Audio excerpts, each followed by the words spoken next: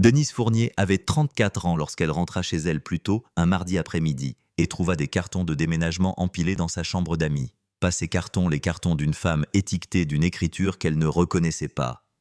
Régis dit qu'il aidait juste une collègue entre deux baux. Denise remarqua le bracelet sur le comptoir de sa salle de bain, la deuxième brosse à dents, la liste de courses écrite de la main de son mari avec le nom d'une autre femme en haut. Puis Alexia franchit la porte d'entrée portant un carton comme si la maison lui appartenait déjà. Et la chambre lui appartint effectivement jusqu'à ce que Régis sorte un instant. C'est à ce moment-là qu'Alexia regarda Denise droit dans les yeux, eut un sourire narquois, et dans son dos leva son majeur en riant, se moquant d'elle dans sa propre maison. Denise ne dit rien. Elle se contenta de sourire calme et impénétrable, et leur dit qu'elle les laissait s'installer. Ce qu'aucun d'eux ne savait, c'est que Denise avait déjà commencé à compter tout ce qu'ils étaient sur le point de perdre. Et cela commencerait à cet instant. Le réveil était réglé sur 5h47. Denise n'en avait jamais eu besoin. Elle était déjà réveillée à 5h30 assise en tailleur sur le petit fauteuil de lecture dans le coin de la chambre, un dossier en carton en équilibre sur son genou et un surligneur jaune entre les doigts. La lampe à côté d'elle projetait un cercle de lumière chaude sur la page. Dehors, le quartier était encore sombre et silencieux. Même les oiseaux n'avaient pas encore commencé à chanter. Elle lut 2 fois le même paragraphe, non pas parce qu'elle ne le comprenait pas, mais parce que les chiffres lui semblaient incorrects. Un plaignant dans le dossier Harmon avait signalé des dégâts dus à une tempête le 3 mars, mais les reçus de réparation étaient datés du 28 février, 4 jours avant la tempête. C'était une petite chose, le genre de chose que la plupart des gens laisseraient passer. Denise ne laissait pas passer les petites choses. Elle garda le surligneur, entoura la date et écrivit une seule note dans la marge. Erreur de séquence. Vérifier les archives météo. Puis elle posa le dossier sur la pile qu'elle apporterait au bureau et se permit enfin de s'adosser au fauteuil et de respirer. La maison était silencieuse autour d'elle. Sa maison. Ce mot avait encore du poids même après 12 ans à la partager avec Régis. Son père Léonard Fournier la lui avait laissée dans son testament avant même qu'elle ne se marie. Une modeste maison à 2 étages dans un quartier stable, avec des parquets en chêne de grandes fenêtres et une cuisine qui sentait légèrement les bougies à la cannelle qu'elle gardait sur le comptoir. Elle avait grandi dans cette maison. Elle avait enterré son père depuis cette maison, et elle avait ramené Régis Fournier à la maison un dimanche pluvieux, et l'avait présenté à sa mère qui avait chuchoté « Il est beau, ma chérie ». Et Denise avait souri et pensé « Je sais ». C'était il y a 12 ans. Au moment où le réveil de Régis sonna à 6h30, Denise avait déjà pris sa douche, s'était habillée et avait fait du café. Elle se tenait près de l'îlot de la cuisine consultant son emploi du temps de la journée quand elle entendit ses pas dans l'escalier, le traînement lourd et lent d'un homme qui prend son temps. Il entra dans la cuisine en marcel blanc et short de sport, se penchant devant elle pour prendre son téléphone sans dire bonjour. Elle nota qu'avant il disait bonjour. « Le café est prêt, dit-elle. Je vois. » Il se versa une tasse et s'appuya contre le comptoir en faisant défiler son écran. Sa mâchoire était crispée. Il était déjà allé à la salle de sport 3 matins cette semaine, soit 3 fois de plus que les 3 dernières années. « À quelle heure ton vol part jeudi ?» demanda-t-elle en ouvrant le frigo. 6h10, il ne leva pas les yeux. « Et tu rentres dimanche ?» Normalement. Elle attendit plus d'informations. Un nom d'hôtel, une ville, une mention du client qu'il allait voir. Il y a 12 ans, il lui aurait tout dit sans qu'elle ait à demander. Maintenant, elle obtenait des réponses en 2 mots au dos de l'écran de son téléphone. « C'est tout déjà ?» demanda-t-elle, gardant sa voix légère détachée. Il leva enfin les yeux juste une seconde. « Lyon, je te l'ai dit. » Il ne le lui avait pas dit. Elle s'en serait souvenue, mais elle hocha seulement la tête et se pencha pour prendre la crème à café. « Tu portes ça ?» demanda-t-il. Elle s'arrêta. Elle portait un blazer bleu marine, un chemisier blanc et un pantalon foncé. Elle avait porté des tenues similaires au travail pendant des années. « C'est un peu carré, » dit-il déjà en train de regarder son téléphone. « Avant tu portais ceux qui sont plus ajustés. » Elle baissa les yeux sur son blazer. Puis elle le regarda. Il ne la regardait plus. Il se dirigeait déjà vers les escaliers, son café à la main. « J'ai une revue d'audit complète aujourd'hui, » dit-elle. « Je ne m'habille pas pour une séance photo. » Il émit un son qui n'était ni un rire ni un accord. Puis il disparut, et elle se retrouva seule dans la cuisine avec le bourdonnement du réfrigérateur et une légère brûlure quelque part sous ses côtes. Elle la refoula. Elle était douée pour ça. Le bureau était déjà animé quand Denise arriva à 8h. Elle travaillait au 4e étage d'un immeuble de verre du centre-ville, dans un service que la plupart de l'entreprise tenait pour acquis jusqu'à ce que quelque chose aille mal. Elle avait découvert 4 cas de fraude à l'assurance, rien que pour le dernier exercice fiscal. Son superviseur, un homme à la voix douce nommé Gérard, lui avait envoyé un email à tout le département à chaque fois qualifiant cela d'effort d'équipe. Elle n'avait jamais été citée. Elle y était habituée aussi. Le dossier Harmon fut signalé documenté et soumis à l'examen des fraudes avant le déjeuner, à 14 heures. Denise travaillait sur son 3e cas lorsque son téléphone vibra sur le bureau. C'était Gérard. « Salut Denise, le dossier de documentation Calloway. Tu l'as apporté ce matin, je ne le vois pas sur le lecteur partagé et l'appel client est à 16 heures. » Elle ferma les yeux pendant exactement 2 secondes. Le dossier était sur son comptoir de cuisine. Elle l'avait empilé juste à côté de son sac. Elle avait simplement oublié de le prendre. Elle répondit par message. « Ma faute. Je l'ai à la maison. Je vais le chercher maintenant. » Gérard répondit instantanément. « Tu me sauves la vie. Merci. » Elle attrapait déjà ses clés. Le trajet jusqu'à la maison prit 11 minutes. Denise garda les 2 mains sur le volant et les yeux sur la route pensant au dossier Calloway, à l'appel client de 16 heures, et se demandant si Gérard se souviendrait de sortir les pièces complémentaires ou si elle devrait à nouveau le guider. Elle tourna dans sa rue, et c'est là qu'elle la vit. Une Honda Civic rouge garée devant sa maison, à moitié sur le trottoir, comme si la personne qui l'avait laissée là ne prévoyait pas de rester longtemps. Elle ne la reconnut pas. Elle ralentit, se gara dans l'allée derrière le camion de Régis et resta là un instant, le moteur tournant. Le camion de Régis, un mardi après-midi. Il était censé être au travail. Elle coupa le moteur et sortit. La porte d'entrée n'était pas verrouillée. Elle la poussa et entra dans le vestibule. La première chose qu'elle remarqua fut l'odeur. Quelque chose de floral et d'inconnu, d'une douceur qui n'appartenait pas à sa maison.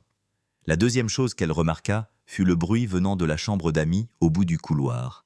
Un grattement de carton, un bruit sourd, le son de quelqu'un qui déplaçait des choses. « Régis !» appela-t-elle. Une pause puis des pas, et Régis apparut du couloir en t-shirt et jean, ressemblant exactement à un homme qui ne s'attendait pas à être surpris au milieu de quelque chose qu'il n'avait pas expliqué. « Salut !» dit-il comme si de rien n'était, comme si elle l'avait surpris en train de regarder la télévision. « Je te croyais au travail. J'ai oublié le dossier Calloway. » Elle brandit son sac. « Qu'est-ce qui se passe ?» Il passa une main sur sa nuque. « J'aide juste quelqu'un, une collègue Alexia. Elle est entre 2 baux en ce moment. Elle a 1 semaine avant que son nouvel appart soit dispo. Elle avait besoin d'un endroit pour mettre quelques affaires. » Denise regarda par-dessus son épaule vers le couloir. La porte de la chambre d'amis était ouverte. « Ses affaires, dit-elle. Juste quelques cartons, c'est temporaire. » Elle hocha la tête une fois lentement et se dirigea vers le couloir. Il s'écarta. Elle n'était pas sûre s'il le faisait par habitude ou parce qu'il n'avait pas le courage de l'arrêter. La chambre d'amis avait l'air différente. Pas des manières spectaculaires, pas comme si elle avait été vidée et reconstruite, mais différente de la manière dont une pièce a l'air quand quelqu'un a commencé à se l'approprier. Les cartons étaient empilés contre le mur du fond, 4 d'entre eux, chacun scellé avec du ruban adhésif marron. Les étiquettes étaient écrites au marqueur noir, épais, net et régulière. Alexia chambre, Alexia salle de bain, Alexia diverses. Denise se tenait dans l'embrasure de la porte et les lisait une par une. Elle garda son visage impassible. Son esprit d'auditrice faisait déjà ce qu'il faisait toujours, cataloguer, recouper, chercher la chose qui ne collait pas. 4 cartons, ce n'était pas 1 semaine entre 2 baux. 4 cartons empilés avec ce genre de soin et étiquetés si précisément, c'était quelqu'un qui savait où elle allait. « Elle peut rester ici ?» demanda Régis derrière elle. Sa voix était désinvolte, presque ennuyée. « Bien sûr », dit Denise. Elle se retourna et se dirigea vers la salle de bain au bout du couloir. Elle y entra sous prétexte de se laver les mains. Elle ouvrit le robinet, laissa l'eau couler et regarda le comptoir sans avoir l'air de le regarder. Il y avait un bracelet à côté du distributeur de savon. Chaîne en or, petite perle turquoise, simple mais délibérée. Quelqu'un l'avait enlevé et posé là de la manière dont on pose quelque chose à un endroit où l'on est déjà venu. Pas le bracelet d'une invitée, le bracelet d'une résidente. Elle déplaça son regard vers la droite. 2 brosses à dents dans le porte-brosse à dents. Sa blanche qu'elle possédait depuis des mois et une nouvelle encore vive, les poils à peine utilisés roses, avec une petite fleur sur le manche. Elle se sécha les mains sur la serviette et la raccrocha exactement comme elle l'avait trouvée. De retour dans la cuisine, elle se dirigea vers le comptoir pour récupérer le dossier Calloway. Il était toujours là, juste où elle l'avait laissé. Mais autre chose attira son attention, un bloc-notes posé à côté de la corbeille de fruits. La page du dessus était remplie de l'écriture de Régis. Elle la reconnut immédiatement. Elle lisait son écriture depuis 12 ans. C'était une liste de courses. Lait d'amande, Alexia yaourt, grec vanille, ce shampooing qu'elle aime, bouteille violette Pils à rasseoir pour femme. Elle prit le dossier Calloway. Elle ne prit pas le bloc-notes. « Sa brosse à dents est déjà dans la salle de bain », dit Denise. Elle le dit d'un ton neutre comme si elle lisait une ligne d'un rapport. La mâchoire de Régis se contracta. Elle a déposé quelques trucs plus tôt, plus simple que de faire des allers-retours. D'accord. Il la regarda. Elle le regarda en retour avec la même expression neutre qu'elle utilisait lorsque les chiffres d'un plaignant ne collaient pas, et qu'elle attendait qu'il remarque qu'elle avait déjà remarqué. Elle sera là dans environ 1 heure, dit-il, pour finir de déballer. Tu peux retourner au travail si tu veux. Denise posa son sac sur l'îlot de la cuisine. Elle tira la chaise et s'assit. J'ai quelques minutes, dit-elle. Je vais attendre. L'heure passa lentement. Denise s'assit à l'îlot de la cuisine avec le dossier Calloway ouvert devant elle et une tasse de café qu'elle s'était faite sans en proposer à Régis. Il se tenait près de la porte-fenêtre coulissante, son téléphone à la main. Pas tout à fait en train de faire les 100 pas, mais pas tout à fait immobile non plus. Toutes les quelques minutes, il jetait un coup d'œil vers elle. Elle ne lui rendit jamais son regard. Elle lisait ou elle avait l'air de lire. Elle entendit la voiture avant d'entendre la porte. Un arrêt rapide sur le trottoir, une portière qui s'ouvre et se referme avec trop de force. Puis des pas sur l'allée. Rapides, légers, totalement insouciants. Le genre de pas qui appartiennent à quelqu'un qui ne pense pas à qui pourrait être de l'autre côté. La porte d'entrée s'ouvrit. Elle était plus jeune que ce à quoi Denise s'attendait. Et puis, immédiatement, Denise pensa « Non, je savais exactement quel âge elle avait. » 28 ans. De longs faux ongles, l'un d'eux ébréché au bout. Des box braids ramenés en un chignon lâche. Elle portait un sweatshirt jaune court et des leggings, et elle portait un carton sur sa hanche comme s'il ne pesait rien. Un bras passé dessous le menton levé. Elle entra comme si elle avait une clé. Ses yeux balayèrent la pièce, se posant d'abord sur Régis. Il se redressa légèrement comme le font les hommes pris entre deux feux, puis son regard se déplaça vers Denise, assise à l'îlot avec son dossier et son café. Il n'y eut aucune hésitation sur son visage, pas même un frémissement. Elle regarda juste Denise de la manière dont on regarde un meuble qu'on ne s'attendait pas à voir déplacé. « Salut », dit-elle à Régis. « Salut », répondit Régis. « Ça va, ça va. » Elle passait déjà devant lui dans le couloir, en direction de la chambre d'amis. Sa chambre apparemment. Le carton sur sa hanche disparut au coin du mur. Denise tourna une page dans le dossier Calloway. Elle fit 2 autres allers-retours depuis la voiture. Chaque fois qu'elle passait par la cuisine, elle n'accordait aucune attention à Denise. Pas grossièrement, pas de manière ostentatoire, juste de la manière dont on n'accorde pas d'attention à une lampe. Régis l'aida avec le dernier, un lourd sac de sport noir qu'il jeta sur son épaule sans qu'on le lui demande, et ils disparurent ensemble dans le couloir. Denise écouta le murmure de leur voix trop bas pour distinguer les mots des sons confortables, des sons familiers. Elle ferma le dossier Calloway et le posa sur son sac.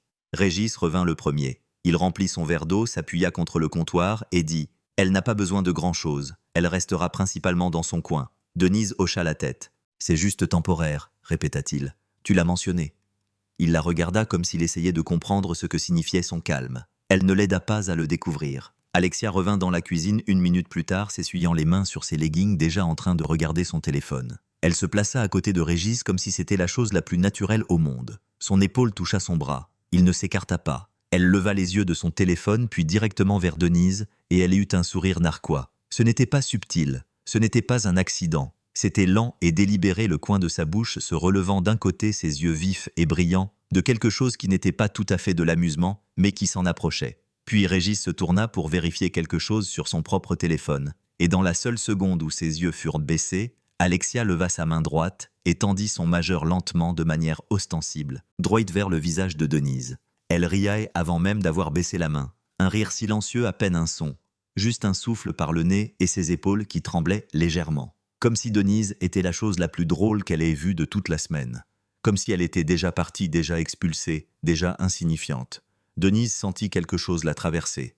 Pas de la chaleur, quelque chose de plus froid que la chaleur et de plus lent que la colère. Quelque chose qui s'installa au centre de sa poitrine et y resta très immobile. Elle sourit. Pas un grand sourire, pas un sourire chaleureux, juste un petit tournant silencieux de sa bouche, comme si elle venait de lire un chiffre dans un rapport qui lui disait exactement ce qu'elle soupçonnait déjà. « Je vais vous laisser vous installer, » dit-elle. Sa voix était égale, presque amicale. Elle prit son sac et son dossier de l'îlot. Régis parut presque soulagé. « Oui, bien sûr, je viendrai plus tard. » Denise hocha la tête. Elle ne regarda plus Alexia. Elle descendit le couloir vers la chambre. Sa chambre dans sa maison, dans la demeure que son père lui avait cédée 11 ans plus tôt de sa propre main sur l'acte de propriété. Et elle ferma la porte derrière elle avec un clic doux et définitif. Elle s'assit sur le bord du lit. Elle ne pleura pas. Elle ne trembla pas. Elle pensa « Il croit que c'est une fin ». Elle sortit son téléphone, ouvrit ses contacts et trouva le nom qu'elle cherchait. Elle tapa lentement, délibérément, de la même manière qu'elle rédigeait une conclusion sur un dossier. « J'ai besoin d'un avocat et j'ai besoin que tu ne poses pas de questions pour l'instant. » Elle appuya sur envoyer.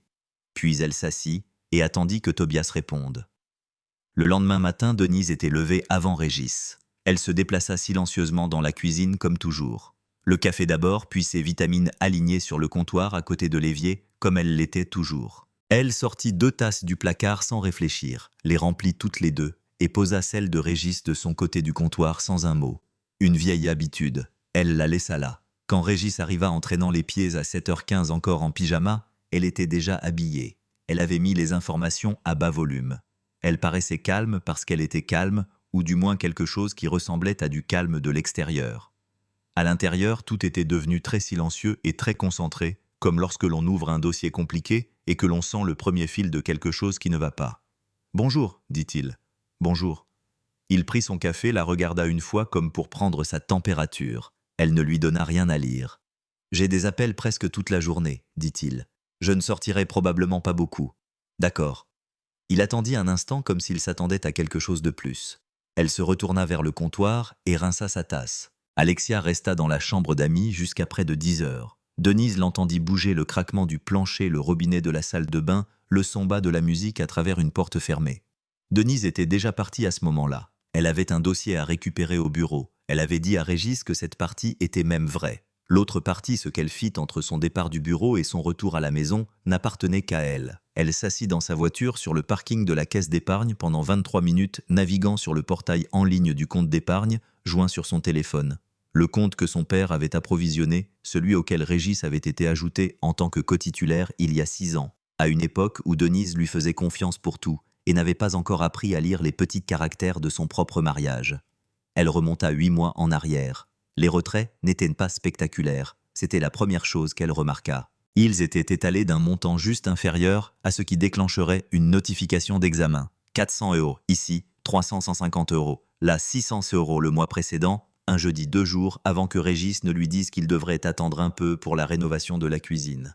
Elle ouvrit l'application de notes sur son téléphone et commença à les lister par date. Montant solde restant. Après 8 mois, 11 retraits, un total d'un peu moins de 4700 €. Elle posa le téléphone face contre le siège passager et regarda le parking à travers le pare-brise un instant. Le loyer d'Alexia, pensa-t-elle. 8 mois de loyer, peut-être plus s'il y avait d'autres comptes qu'elle n'avait pas encore trouvés. Elle reprit le téléphone et continua. Elle fut méthodique à ce sujet les jours suivants. Pas d'urgence, pas de précipitation, juste le même processus silencieux et approfondi qu'elle appliquait à chaque audit qu'elle avait jamais mené. Elle n'imprima rien à la maison.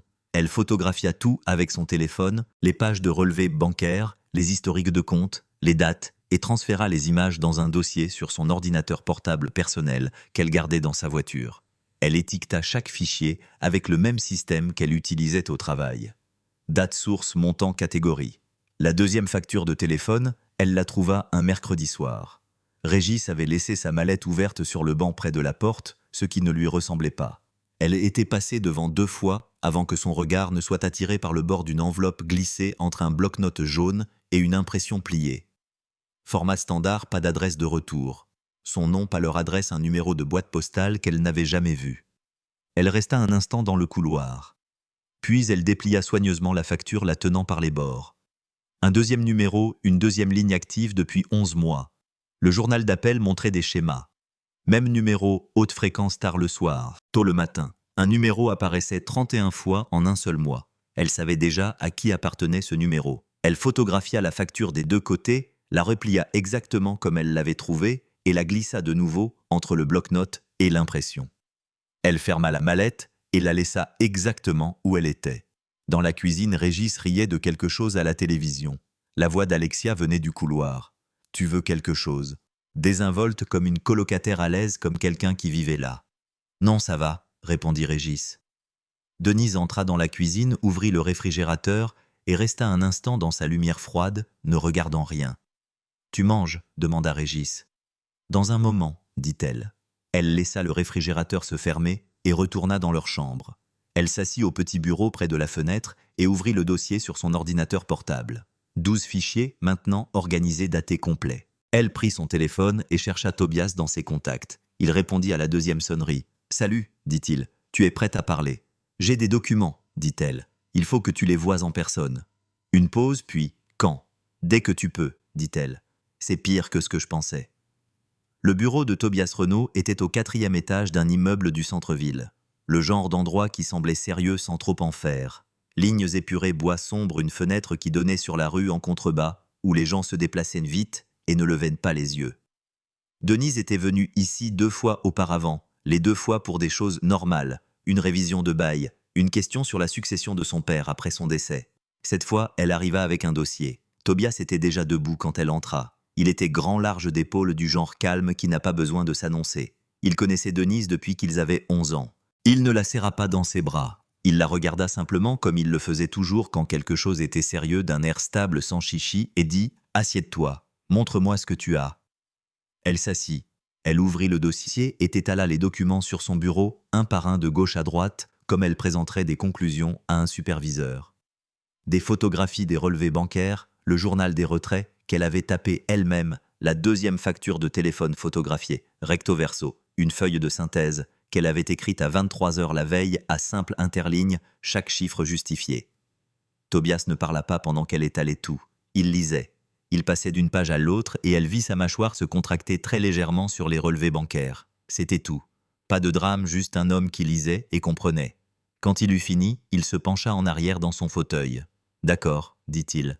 Première chose, la maison. » Elle hocha la tête. « Ton père l'a mise à ton seul nom avant le mariage. C'était délibéré de sa part et ça tient. » Il tapota une fois sur le bureau. « Régis n'a aucun droit de propriété, pas légalement. Peu importe depuis combien de temps il y vit, peu importe ce qu'il pense. Son nom n'a jamais été sur cet acte de propriété, et ton père s'en est assuré. » Denise s'en doutait. Elle avait relu les documents de succession elle-même 2 nuits auparavant, mais entendre Tobias le dire clairement de sa voix égale et certaine lui fit un autre effet, comme une porte qui se verrouille de l'intérieur.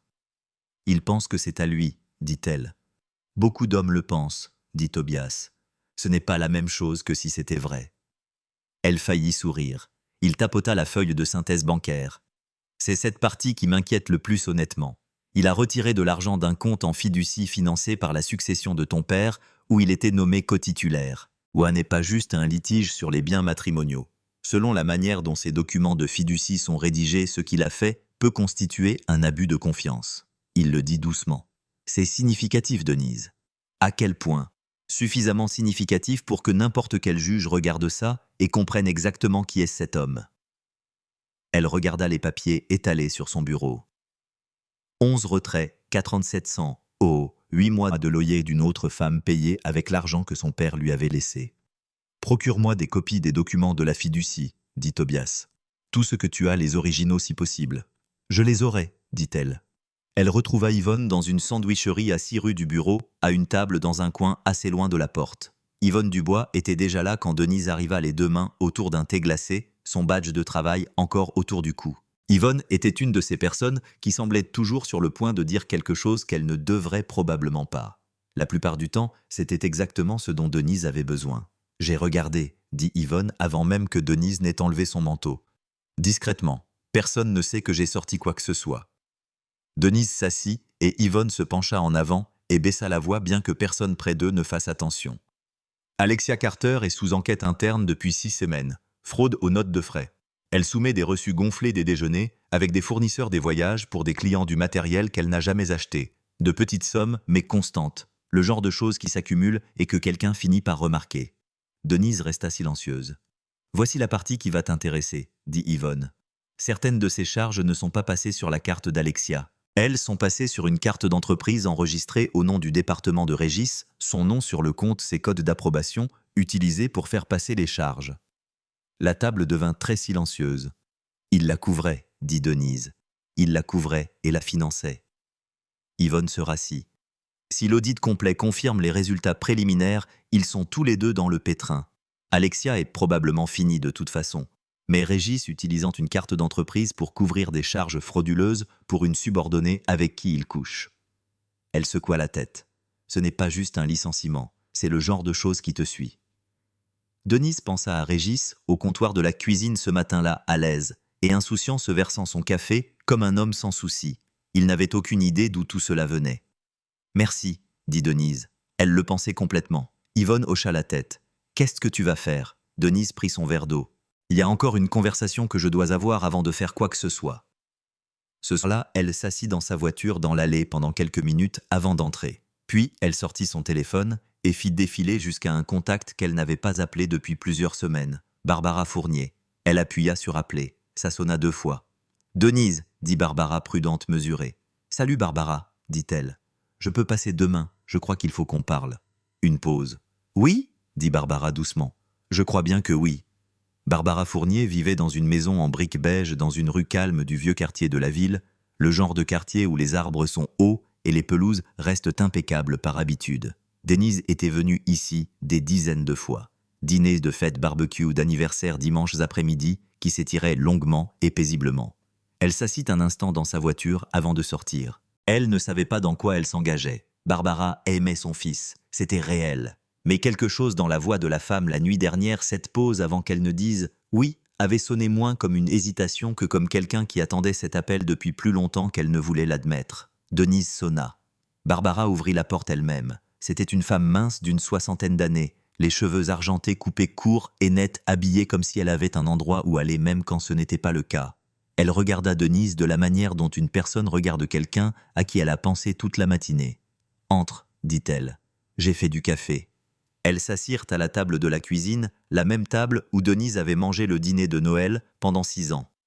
Barbara versa 2 tasses sans demander et posa une petite assiette de sablé entre elles que ni l'une ni l'autre ne toucha.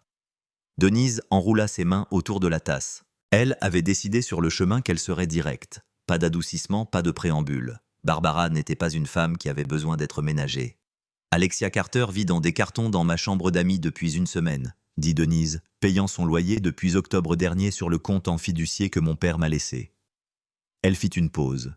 Il a aussi couvert des notes de frais frauduleuses pour elle au travail en utilisant sa carte d'entreprise. Barbara posa lentement sa tasse de café. Il m'a dit que c'était une collègue entre 2 baux, dit Denise, un service. Mais son nom est sur une liste de courses de son écriture Barbara. Sa brosse à dents est dans ma salle de bain. La cuisine était très silencieuse. Barbara baissa les yeux sur la table pendant un long moment. Sa mâchoire était serrée. Quand elle leva enfin les yeux, ils étaient secs mais durs. « Il a déjà fait ça », dit-elle. Denise resta immobile. Pas la fraude aux notes de frais, mais le reste. La voix de Barbara était égale de la manière dont les voix le deviennent quand quelque chose a été aplani par des années de pratique. Avant toi, il y avait une femme nommée Sandrine. Ils sont restés ensemble 3 ans. Il vivait dans son appartement, avait accès à un compte joint auquel elle lui faisait confiance. Elle pinça les lèvres. Il en a retiré de l'argent pendant 8 mois avant qu'elle ne s'en rende compte. Il voyait déjà quelqu'un d'autre à ce moment-là. Il avait 24 ans. Denise ne bougea pas. « Je lui ai dit à l'époque qu'il devenait son père, » dit Barbara. « Tu n'as jamais rencontré Gérald. Il est parti quand Régis avait 12 ans. Il entretenait une autre femme depuis 2 ans payant ses factures, l'installant puisant dans notre compte familial pour le faire. » Elle le dit platement comme un ensemble de faits qu'elle avait depuis longtemps cessé de ressentir. « Nous avons perdu nos économies. J'ai dû refinancer la maison. Régis a vu tout ça. »« Et il l'a fait quand même, » dit Denise. « Il l'a fait quand même ?» Barbara se leva. Elle ne dit rien d'autre pendant un instant, se dirigeant simplement vers le couloir avec la démarche particulière d'une femme qui avait déjà pris sa décision. Elle revint en tenant une enveloppe en carton. Elle la posa sur la table devant Denise. « J'ai trouvé ça il y a 2 mois, » dit-elle. « Je l'aidais à trier des papiers après le décès de son oncle. Il l'a laissé dans une boîte qu'il m'a demandé de garder. » Elle fit un signe de tête vers l'enveloppe. « Ouvre !» Denise l'ouvrit. C'était un formulaire d'amendement de fiducie, la fiducie complémentaire de la famille Fournier, établie par la défunte belle-mère de Barbara. Le nom de Régis y figurait en tant que bénéficiaire, mais ajouté sur une ligne secondaire manuscrite et paraphée, mais jamais correctement attesté ni divulgué aux autres fiduciaires, Alexia M. Carter. Denise le lut 2 fois. « Il a essayé de l'ajouter, » dit Denise, sans me le dire, sans le dire à l'avocat de la succession, sans aucune des divulgations requises. La voix de Barbara était stable, mais ses mains posées à plat sur la table appuyaient fort contre le bois. Cette fiducie porte mon nom. Il n'avait aucun droit de la modifier unilatéralement. Aucun. Denise regarda le document, la manière nette et désinvolte dont le nom d'Alexia avait été écrit, comme si c'était déjà décidé, comme si Denise était déjà partie et que personne n'avait pris la peine de le lui dire. Cette femme s'est moquée de moi, dit Denise. Cela sortit doucement, pas avec colère, juste comme une vérité. Je sais quel genre de femme elle est, dit Barbara. Et je sais quel genre d'homme mon fils est devenu. Elle regarda Denise directement. Prends-le, donne-le à ton avocat, je signerai tout ce qu'il aura besoin que je signe. Denise glissa le document dans l'enveloppe. Merci, dit-elle. Et-elle le pensait de la même manière qu'elle l'avait pensé avec Yvonne, complètement et sans mots superflus. Elle était dans sa voiture au bout de la rue de Barbara quand elle sortit son téléphone et tapa un message à Tobias. J'ai le document de la fiducie et autre chose. Commence à préparer le dépôt. Le coussin était corail. Denise l'avait choisi elle-même il y a 2 ans dans une petite boutique de décoration de la rue Molière. Il était depuis dans le coin gauche du canapé du salon, parti d'un arrangement soigné qu'elle avait composé un dimanche après-midi avec une tasse de thé et trop de temps pour penser aux couleurs. Il était maintenant du côté droit.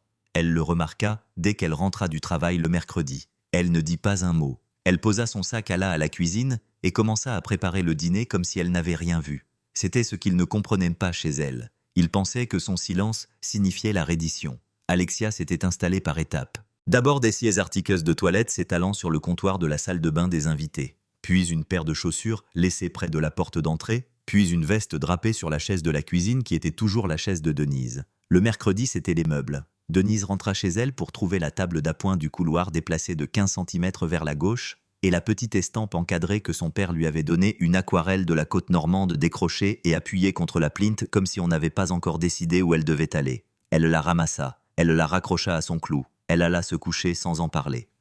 Le jeudi soir, Alexia était dans la cuisine en train de se préparer une assiette quand Denise entra pour remplir son verre d'eau. Alexia ne leva pas les yeux tout de suite. Elle se déplaçait dans la cuisine avec l'aisance de quelqu'un qui avait cessé de la considérer comme l'espace de quelqu'un d'autre. « Tu sais, » dit Alexia, jetant enfin un coup d'œil. « C'est un peu gênant, nous trois ici comme ça. » Elle pencha la tête, la voix légère et désinvolte comme si elle commentait la météo. « Je veux dire honnêtement, Denise, ce serait peut-être plus simple si tu trouvais un autre endroit où loger. On pourrait même t'aider à chercher. » Un petit sourire. « C'est pratiquement notre maison maintenant de toute façon. » Denise la regarda. Elle laissa le silence s'installer juste assez longtemps pour qu'il ait un sens. « J'apprécie que tu y penses, » dit-elle calme égale comme si elle remerciait quelqu'un de lui passer le seul. Elle remplit son verre et sortit. Régis était sur le canapé dans le salon. Il avait entendu chaque mot. Denise pouvait le dire à la façon dont il gardait les yeux sur son téléphone et la mâchoire légèrement trop crispée. Il ne dit rien à Alexia. Il ne leva pas les yeux vers Denise. Il resta juste assis là, qui dit à Denise tout ce qu'elle avait besoin de savoir sur ce qu'il était devenu. Cette nuit-là, après que la maison fut silencieuse, elle s'assit au petit bureau dans le coin de la chambre, sa lampe de lecture allumée à faible intensité. Elle ouvrit le dossier qu'elle gardait sous son bloc-notes, celui qu'elle transportait entre la maison et le bureau de Tobias, comme si c'était son deuxième travail. Parce qu'en ce moment, ça l'était. 3 actions, 3 pistes distinctes, toutes avançant en même temps. La première était la demande de divorce. Tobias l'avait construite pendant des jours prudentes et précises, superposant les preuves financières, les retraits de la fiducie, les 8 mois de paiement de loyer, le nom de Régis sur chaque transaction. Le document de fiducie modifié de manière inappropriée fourni par Barbara était allé directement au contact de Tobias, spécialisé en succession, qui avait confirmé par écrit qu'il représentait une modification non autorisée. Dennis avait lu la confirmation 2 fois, puis l'avait classée derrière les relevés bancaires, aussi proprement que tout le reste. La deuxième piste était Douglas Kemp. Denise et Yvonne avaient passé 2 soirées au téléphone à assembler un rapport qui se lisait, comme les audits de Denise, s'élisait toujours organisé, sourcé et impossible à rejeter. Les relevés de la carte d'entreprise de Régis, les notes de frais signalées d'Alexia, les dates qui coïncidaient exactement comme elles ne le devraient pas. Yvonne l'avait formaté avec soin, gardant son propre nom hors de la première page, le gardant propre. Il était prêt à être envoyé. La troisième était la confrontation. Pas d'avocate présent, pas de RH, juste Denise dans sa maison à sa table avec tout étalé devant eux. Elle s'était demandé si c'était nécessaire. Le processus légal et le rapport d'entreprise démantèleraient de leur vie sans qu'elle ait jamais à les regarder dans les yeux. Mais Alexia s'était moquée d'elle dans sa propre maison en face d'elle. Et Régis s'était tenu dans la cuisine et lui avait dit que c'était juste un service en la regardant droit dans les yeux, alors que la brosse à dents d'Alexia était à 2 mètres de là. Alors oui, la confrontation était nécessaire, pas pour la vengeance, pour mémoire. Elle appela Tobias le lendemain matin depuis sa voiture avant d'aller au travail. « Tout est prêt, dit-il. Le dépôt peut être fait dès que tu le dis. » Vendredi, dit-elle. La conversation a lieu vendredi matin. Tu déposes avant midi. Envoie le rapport à Camp le même jour avant la fin de la journée. Une brève pause.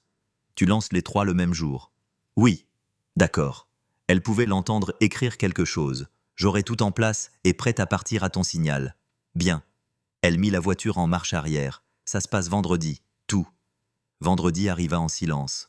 Pas de pluie, pas de drame dans le ciel, juste une pâle lumière matinale filtrant à travers les rideaux de la cuisine pendant que Denise faisait du café et attendait. Elle avait mieux dormi que depuis des semaines. Elle leur demanda à 9 heures. Elle frappa à la porte de la chambre d'amis, sa chambre d'amis, et garda sa voix facile, presque ennuyée. « Pouvez-vous venir tous les deux dans le salon? Je veux discuter de quelques détails logistiques pour le déménagement. » Régis ouvrit la porte en t-shirt gris, les cheveux encore plats d'un côté à cause du sommeil. Il la regarda avec cette expression prudente qu'il arborait toute la semaine, celle qui essayait de décider si elle allait faire une scène. « Bien sûr, dit-il lentement. Donne-nous une minute. » Elle hocha la tête et retourna au salon. Le dossier était déjà sur la table basse. Elle l'y avait placé avant de frapper. Elle s'assit dans le fauteuil en face du canapé. Le fauteuil de son père en bois sombre et lourd et en cuir marron usé, et croisa les mains sur ses genoux et attendit. Ils entrèrent ensemble. Alexia portait une chemise de nuit en soie et un jogging les cheveux relevés, l'air à moitié réveillé et seulement légèrement irritée d'être convoquée avant 10 heures. Elle jeta un coup d'œil au dossier sur la table, puis à Denise. Puis elle s'assit sur le canapé, comme si rien de tout cela ne la concernait particulièrement. Régis s'assit à côté d'elle, les coudes sur les genoux. Il regarda aussi le dossier, mais il ne posa pas de questions tout de suite. « Alors, commença Régis, de quelle logistique s'agit-il » ? « Je vais vous expliquer, dit Denise. Elle ouvrit le dossier. Elle n'éleva pas la voix une seule fois. Elle n'en avait pas besoin. Elle posa le premier document sur la table et le tourna pour qu'ils puissent tous les deux le lire clairement. Relevé bancaire. 8 mois de retrait du compte d'épargne de l'héritage régulier programmé chacun tombant dans les 2 jours suivant le premier du mois. Des payments de loyer, dit-elle simplement, pour l'appartement d'Alexia rue de la Grue prélevé sur le compte en fiducie que mon père a créé et auquel Régis a été ajouté en tant que cotitulaire. Elle fit une pause. Ce compte n'était pas destiné à des dépenses personnelles en dehors du mariage. Certainement pas pour ça. La mâchoire de Régis se crispa. Denise. Elle plaça un deuxième document sur le premier. Deuxième facture de téléphone. À ton nom, opérateur différent de ton compte principal. Elle ne le regarda pas en le disant. Elle garda les yeux sur la table calme et méthodique, comme elle présenterait des conclusions à un superviseur. Historique de facturation sur 18 mois. La pièce était très silencieuse. Alexia avait cessé d'avoir l'air de s'ennuyer. Denise posa le troisième document, l'amendement de la fiducie. Celui-ci vient de Barbara. Elle le dit platement sans emphase comme on mentionnerait la météo. Régis a tenté d'ajouter Alexia à la fiducie familiale sans divulgation légale appropriée. Le contact de Tobias spécialisé en succession l'a examiné et a confirmé par écrit que la modification n'était pas autorisée. Elle tapota une fois le coin de la page. C'est sa lettre jointe. Régis se leva. D'accord, je comprends. Est-ce qu'on peut en parler sans? Il fit un geste vague vers la table. Tout ça. Nous sommes en train de parler, dit Denise. Il se rassit. Elle le regarda alors pleinement directement avec le genre de fermeté qui ne vient que lorsqu'on a déjà pris toutes les décisions nécessaires. Tu pensais que je ne faisais pas attention, dit-elle. Tu penses ça depuis longtemps et je t'ai laissé le penser. Les yeux d'Alexia passèrent des documents à Denise. Quelque chose sur son visage avait changé. L'essence désinvolte qu'elle avait affichée depuis le jour où elle avait franchi la porte d'entrée avait disparu, remplacée par un regard tendu en pleine recalibration. Le regard de quelqu'un qui se met soudain à faire des calculs qu'il ne s'attendait pas à devoir faire. « Tu n'as jamais été inconsciente, dit Alexia lentement comme si elle venait de comprendre quelque chose. « Non, dit Denise. Je ne l'étais pas. » La pièce resta ainsi un moment. Denise alla chercher au fond du dossier et posa 2 dernières pages sur la table. La demande de divorce a été déposée ce matin à 9 heures. Tobias l'a soumise avant que je ne frappe à votre porte. Elle regarda Régis. Elle inclut le dossier financier complet, les retraites de la fiducie et l'amendement non autorisé, tout. Elle laissa cela faire son effet. Ensuite, le rapport sur la fraude aux notes de frais a été envoyé à Douglas Kemp il y a 1 heure. Utilisation abusive de la carte d'entreprise, note de frais signalée. Zufat moy de documentation. La couleur quitta le visage de Régis d'une manière lente et visible. Alexia devint très immobile. « Douglas Kemp », répéta Régis doucement comme s'il n'était pas sûr d'avoir bien entendu. « Oui. » Il posa ses mains à plat sur ses genoux, sa bouche s'ouvrit, se ferma. Il n'y avait rien à négocier, et une partie de lui ne le comprenait que maintenant. Alexia ne dit rien du tout. Denise ferma le dossier. Elle se leva. Elle lissa une fois le devant de son pantalon et les regarda tous les deux. Calme final sans se presser. « Je veux que vous soyez tous les deux hors de cette maison d'ici dimanche soir, dit-elle. C'est toujours ma maison. Ça a toujours été ma maison. Elle prit le dossier de la table et quitta la pièce. Lundi arriva de la même manière que vendredi calme banal, le genre de matinée qui n'a aucune idée de ce qu'elle transporte.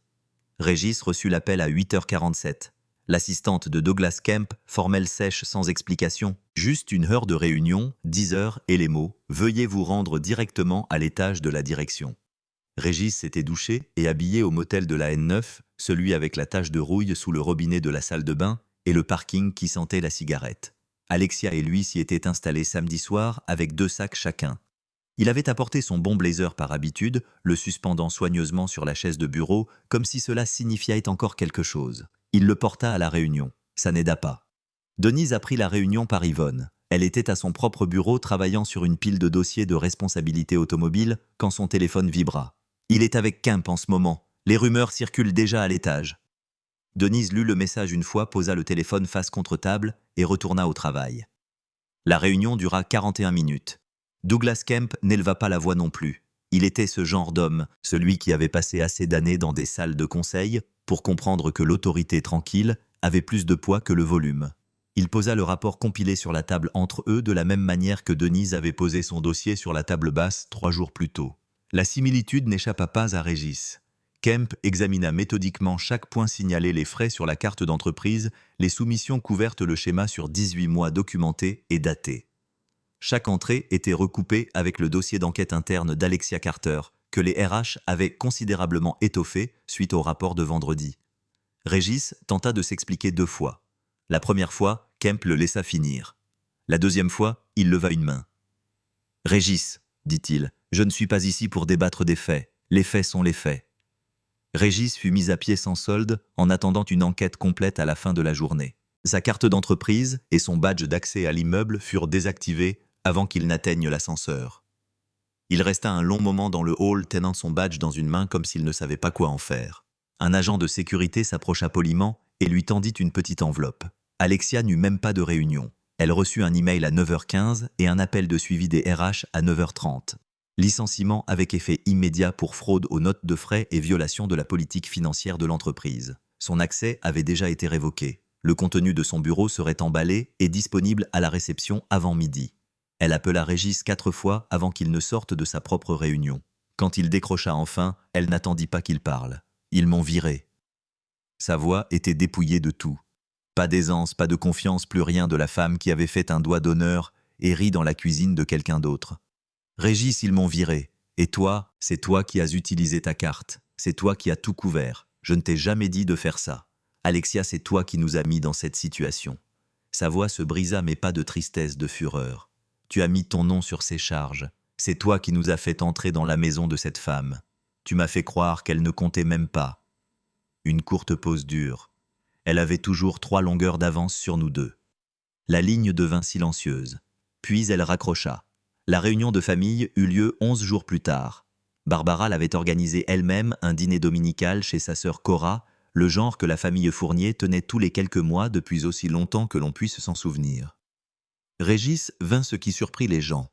Peut-être pensait-il que la présence équivalait à une position de force. Denise vint aussi. Barbara le lui avait personnellement demandé. Elle entra vêtue d'une robe portefeuille vert foncé et de ses plus belles boucles d'oreilles, salua Cora à la porte, accepta un verre de thé glacé et s'assit à l'autre bout de la table comme si elle y avait sa place, parce que c'était le cas. Quand Régis arriva 15 minutes plus tard et la vit, il s'arrêta dans l'embrasure de la porte. Barbara était déjà à côté de Denise. Elle ne fit pas de discours, elle n'en avait pas besoin. Elle posa simplement une main sur l'épaule de Denise à la vue de tous ceux assis à table et la laissa là assez longtemps pour que chaque personne dans la pièce comprenne exactement de quel côté elle se tenait. Régis mangea en silence et partit tôt. Personne ne le suivit jusqu'à la porte. Le jeudi suivant, Denise s'assit en face de Tobias dans son bureau pour la dernière fois sur cette affaire particulière. La lumière de l'après-midi filtrait à travers les hautes fenêtres derrière son bureau, en longues bandes chaudes, atterrissant sur les papiers étalés entre eux. Il lui expliqua chaque page patient et minutieux comme il l'était toujours, expliquant les termes finaux en langage simple jusqu'à ce qu'elle soit certaine de comprendre chaque ligne. Le divorce, était finalisée. La restitution de la fiducie directement liée au retrait non autorisé du compte d'héritage de son père avait été confirmée dans le règlement. La maison qui avait toujours été la sienne était maintenant sans ambiguïté, de manière permanente et légale la sienne. Tobias fit glisser la page de signature finale sur le bureau et lui tendit un stylo. Elle le prit. Une année change tout si on la laisse faire. La cuisine sentait l'ail et le thym frais. Denise se tenait près de l'îlot qu'elle avait choisi elle-même, une large plaque de quartz blanc avec de douces veines grises, rien à voir avec le granit noir sur lequel Régis avait insisté des années auparavant. Les anciens comptoirs avaient disparu. De même que les poignées de placard qu'il avait choisis, le carrelage de la crédence qu'elle n'avait jamais aimé et le plafonnier qui avait toujours bourdonné légèrement chaque fois qu'il pleuvait. Tout dans cette cuisine était à elle maintenant. Pas en théorie en fait. Elle avait pris son temps pour chaque décision. Des échantillons de peinture collés au mur pendant des jours avant de s'engager. Elle était restée dans des quincailleries, tenant des poignées de placard dans ses deux mains, les retournant sans se presser. Il y avait un plaisir particulier à cela, à n'avoir l'opinion de personne, à gérer aucun compromis, à négocier aucun soupir silencieux de l'autre côté de la pièce. Les murs étaient d'une couleur crème chaude qui captait bien la lumière du soir. Elle aimait ça. Le dîner était presque prêt. Une cocotte de poulet braisé mijotait sur le feu arrière. Il y avait des légumes rôtis au four et une miche de pain croustillant enveloppée dans un torchon sur le comptoir. Denise vérifia l'heure, s'essuya les mains sur un torchon et remplit son verre de vin rouge. La promotion était arrivée 4 mois après la finalisation du divorce. Le chef de son département l'avait appelée dans son bureau avec un dossier de métriques qu'elle avait déjà mémorisé elle-même. Taux de rétention, précision des audits, les offres de sous-traitance qui n'avaient abouti à rien parce que son équipe continuait de dépasser les prévisions. Il avait fait glisser la lettre d'offre sur le bureau et elle l'avait lue jusqu'au bout avant de dire quoi que ce soit. Directrice de département à compter du 1er du mois suivant. Elle l'avait signée avec le même calme qu'elle avait apporté à tout cette année-là. La sonnette retentit à 7 heures précises. Elle entendit d'abord Yvonne, sa voix portant depuis le perron, avant même que la porte ne soit complètement ouverte, vive et assurée comme toujours. Il y a quelque chose là-dedans qui sent incroyablement bon. Ité, je dois te dire que j'ai sauté le déjeuner pour ça. Denise rit un rire vrai et facile, celui qui vient sans effort. Tobias suivit lui, tendant une bouteille de vin d'une main et se baissant légèrement en passant la porte par habitude, même s'il passait très bien. Il regarda autour de lui dans la cuisine et laissa échapper un son bas et admiratif. « Tu as changé les lumières, dit-il. Il y a 3 mois. Je les aime bien. Je sais, dit-elle. Je les ai choisis. Il sourit à cela et elle se retourna vers la cuisinière. Ils mangèrent à la table de la salle à manger avec les 3 fenêtres découvertes.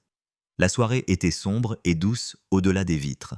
La conversation se déroulait comme elle le fait entre des gens qui n'ont pas besoin de jouer un rôle. Du travail à la frustration, continue Yvonne, avec une mise à jour particulière d'un logiciel RH à une rénovation à moitié terminée que Tobias faisait sur sa terrasse arrière, à rien d'important du tout. Confortable, chaleureux. Denise mangea lentement Écoute-Rite et ressentit pour la 100e fois cette année-là le soulagement spécifique d'une vie qui lui allait. De l'autre côté de la ville, dans un appartement d'une rue adjacente, où Denise n'était jamais allée et n'avait jamais eu besoin d'aller, Régis Fournier mangeait seul. L'appartement était petit, une chambre des plafonds bas, une fenêtre qui donnait sur l'immeuble d'à côté. Son bon blazer était suspendu à l'arrière de la porte du placard.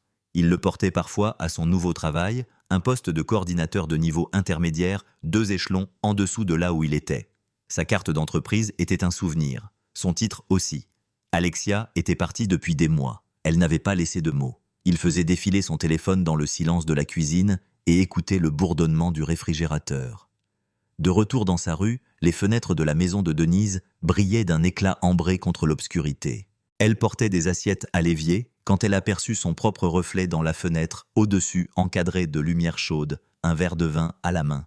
Les sons d'Yvonne et de Tobias, qui parlaient et riaient encore à table derrière elle. Elle se regarda un instant. Elle avait l'air calme, reposée comme quelqu'un qui avait bien dormi depuis longtemps.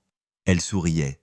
Pas le sourire impénétrable qu'elle avait porté cet après-midi-là dans le salon, le rire d'Alexia flottant encore dans l'air. Pas une chose contrôlée conçue pour faire de l'effet. Celui-ci était simple, privé juste à elle. Elle porta les assiettes à l'évier et retourna à sa table. Tobias remplit les 3 verres sans qu'on le lui demande. Yvonne levait déjà le sien, un sourcil levé attendant. « À la directrice de département », dit Yvonne. « À la directrice », fit écho Tobias. Denise prit son verre. Elle les regarda tous les deux. Tobias le stable, Yvonne, la vivent tous deux exactement ce qu'ils avaient toujours été. Et elle pensa silencieusement à une femme riant dans sa cuisine et à un homme qui avait supposé que son silence signifiait la reddition. Ils n'ont jamais su à qui ils avaient affaire, pensa-t-elle, pas même de loin. Elle leva son verre et sourit.